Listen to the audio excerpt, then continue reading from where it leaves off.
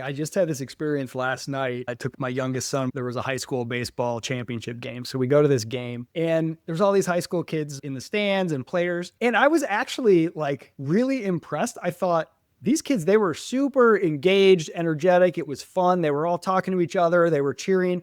And very rarely did I see anybody pull out a phone.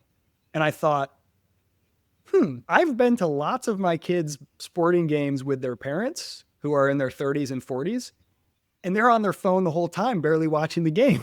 I was like, I wonder if the generation that's Who's the so problem worried here? about technology is the generation who like, they don't realize the younger kids, they've already started to figure out the difference between, and like figured out how to adapt. And it's like, us, the Gen X and millennials and boomers who are like, but I love that we blame our kids for our issues. Yes, totally. Well, I love that you said that too, because I think this is a really real issue for parents who are, sort of doing some form of what we call open education, homeschooling, or hybrid learning, or something more customized. What is that role of technology? And it's so easy, like you pointed to the Jonathan Haidt sort of thing. Like you could say, oh, look, since the invention of refrigerators, obesity and disease has increased. Therefore, refrigerators are bad. It makes it too easy for us to have too much fresh food around.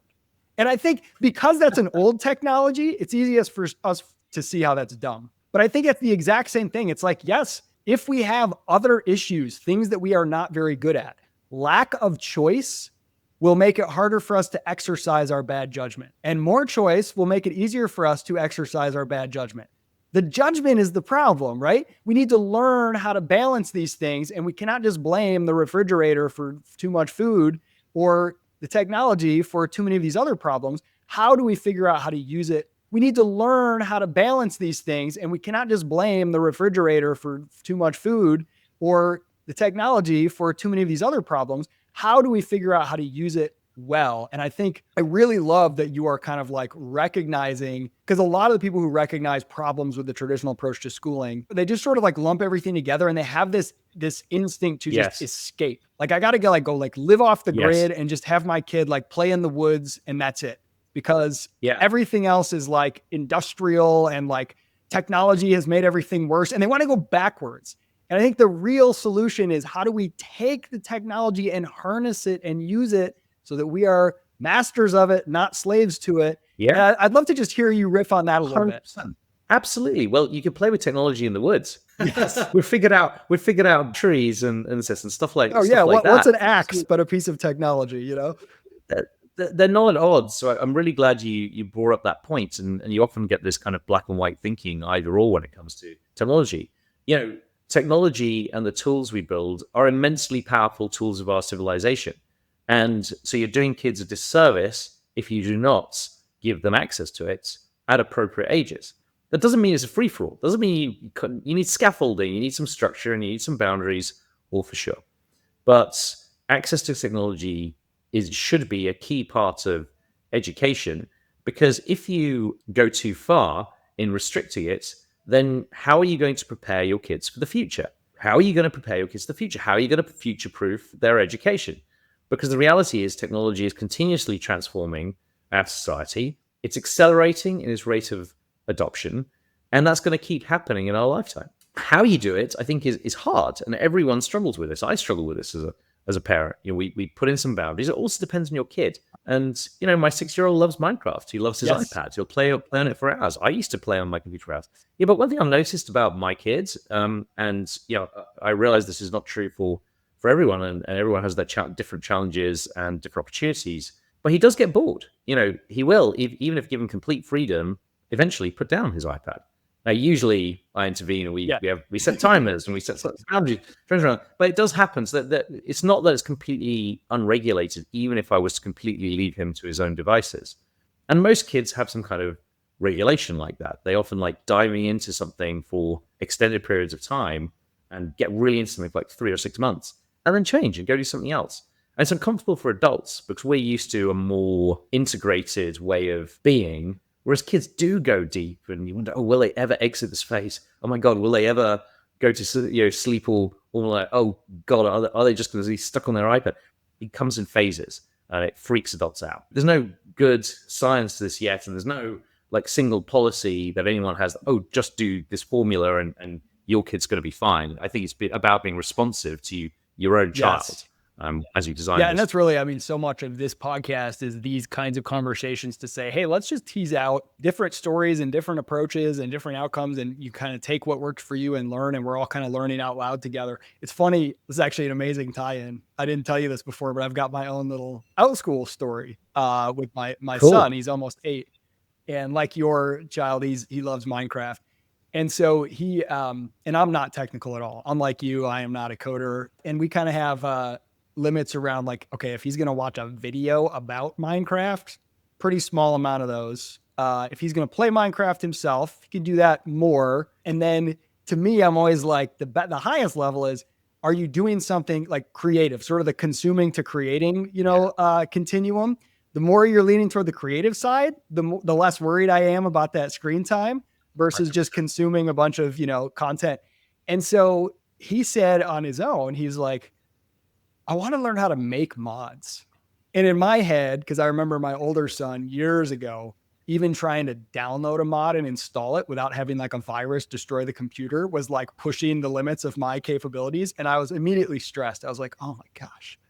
But I want to say yes to my kid. And I'm like, okay, well, we could maybe do that. And I was kind of stalling. He's like, you said you'd help me make mods. And I'm like, oh my God. He's 7. He's going to make a mod? Like, we don't know how to code, whatever. So I do some Googling around. I ask ChatGPT. I find like M Creator, some software tool. I find like Minecraft Education Edition, but I couldn't really access it unless I had a .edu. I wasn't sure. So we kind of narrowed in. We got M Creator. We tried to play around with it. We did 1 or 2 things badly by watching some YouTube videos. Finally, it just dawned on me. Oh, I bet there's something on Outschool. So I go to Outschool and I'm like, Minecraft mod creation classes. And he's only 7. So like, he's pretty young for this type of stuff. He's almost 8. 2 options came up. One of them said 9 and older. And I asked the teacher, could you let him sneak in? He's not quite 8. He's like, I'm sorry, I'm not going to let him. And he's like, come back when he's 9. And I'm like, I respect that. It looked like an amazing class. They used M Creator and all this stuff. I find the other one, and it was a younger age range. And so I'm like, all right, we're going to sign you up for this for the next 6 weeks, every Friday for 1 hour. He hops on Zoom. And there's only one other kid in the class. And I'm so glad that they still did it with just 2 kids. This great instructor who gets on there, he's got his cat walking around on his desk. My son thinks he's great. He's up there, him and this other kid, and they're just screen sharing and walking through. After the 6 weeks, he's like, oh, let me show you. I created like this custom block and this, and this, that. And I'm like, good. I don't know how to do that. He already knows more than I do about this. And it was just such a like, I came to that moment of like, I want to inspire my kid to pursue his interests, but his interests are outside of my scope. Neither my wife or I are good at this. Just like it would be if he wanted to repair engines. I don't know about that kind of stuff. So it's like, where do I go? You can do YouTube videos, but that requires so much focus from either me or him. It was just so great to have a live, real person there talking him through, doing the, screen sharing, going, it was, and I just thought like, I'll wrap it up. I know I'm rambling, but what I love about it is you mentioned the long tail. I almost think rather than thinking of it as like a Lyft or Uber or Marketplace, it's almost like YouTube, if instead of just having a passive consumption of a video, it was like, because you can find a video about anything on YouTube with the long tail. Can I find a person who will walk me through live and I can ask them questions while they're going? That's Outschool. And it's just so cool that there's all these niches. Then my other daughter who wanted to learn hair braiding, she found someone to do a hair braiding course with her, and she went through and she got a mannequin head, and now she's doing all kinds of different hair braids. So it's really, really awesome to use it. That's so funny.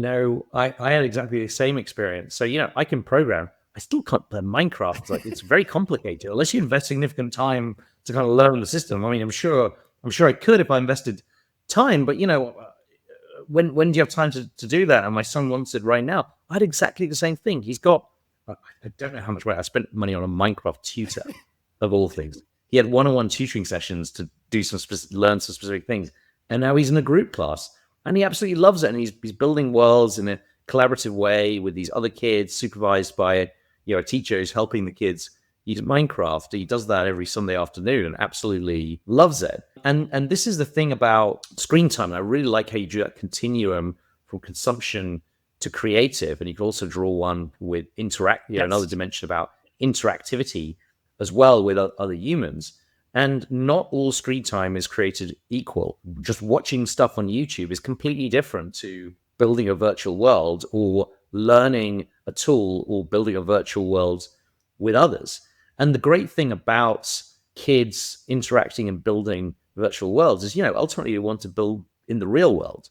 But when you're a kid, it's not safe to let kids do real world business building or the physical activity. Or maybe they don't yet have the strength or physical capabilities to do certain things. But in virtual worlds, they can practice, and you can start that practice young. And kids instinctively want to learn the powerful tools of adult society. And these are playgrounds that can be used for that purpose. And so that's the thing about screen time. Not all screen time is created equal. Some of it is incredibly powerful and valuable.